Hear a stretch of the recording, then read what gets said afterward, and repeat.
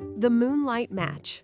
After winning the Forest League Finals, the Valley Roars became more than a team. They became legends of the valley. Animals cheered for them, asked for autographs on pine cones and leaves, and called them heroes. But somewhere in all that praise, something began to fade. Training grew tense. Torben stopped inventing tricks. Kiara grew too serious. Elliot became quiet again. Maurice was always relaxed, but now his calmness looked almost sad. Even Leonard could feel it. The team had started to fear being less than perfect. They were playing to meet expectations, not from the heart. The words, "What if we're not as good anymore?" echoed more and more. They hadn't lost a single game, but they were losing themselves. One day, after a dry, joyless practice, Leonard gathered the team. "We meet tonight," he said. "Not tomorrow, not at dawn, tonight, under the moon." The players exchanged puzzled glances. "It'll be a match," Leonard continued, "but not for victory. No crowds, no fans, just us and the stars." Night fell gently, wrapping the field in silver. The moon hung above the trees like a glowing plate. The air was cool, and crickets sang their quiet hymns. The players stood together in a circle, uncertain. A ball rested in the middle, untouched. Leonard stepped forward, holding a set of cloth bands. "Tonight," he said, "you'll play in the dark, not with your eyes, with your hearts. Not for the audience, for each other." He handed everyone a blindfold.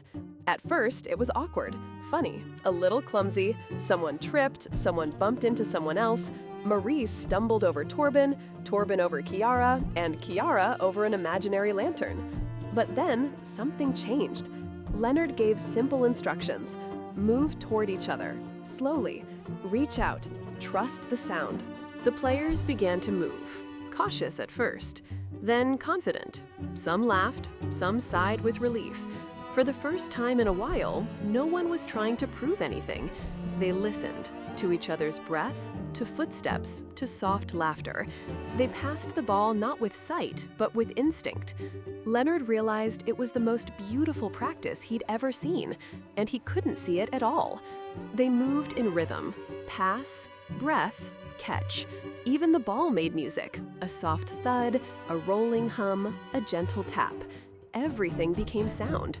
After an hour, no one wanted to remove their blindfolds, not because they were afraid, but because, in the dark, they had found peace. Leonard took off his last. He looked at his team, tired but smiling, faces glowing under the moonlight, calm and childlike again. He walked to the center and said quietly, "You are not your victories. You are not what the crowd says. You are a team because you can feel each other, even in the dark. Tonight, you didn't play football. You played trust." He turned to Elliot. "You didn't see me, but you knew I was near. That's what team means." To Kiara, "You didn't jump, but you helped others stand. That's true strength." To Torben, "You didn't perform tricks, but you whispered, 'You can do it.' Everyone heard you. That's real leadership." They sat together in a circle. Some lay down, some rested their heads on their paws. No one spoke, because silence was speaking for them. They listened to the crickets, the wind, the heartbeat of the night, and understood that in this quiet, they had found themselves again. Not as legends, not as champions, but as friends who could see each other, even with their eyes closed. Moral of the story: sometimes you need to turn off the lights to see what truly matters. You need to let go of the noise to find your place in the team again. Strength isn't always in speed or precision. Sometimes it's in trust and silence.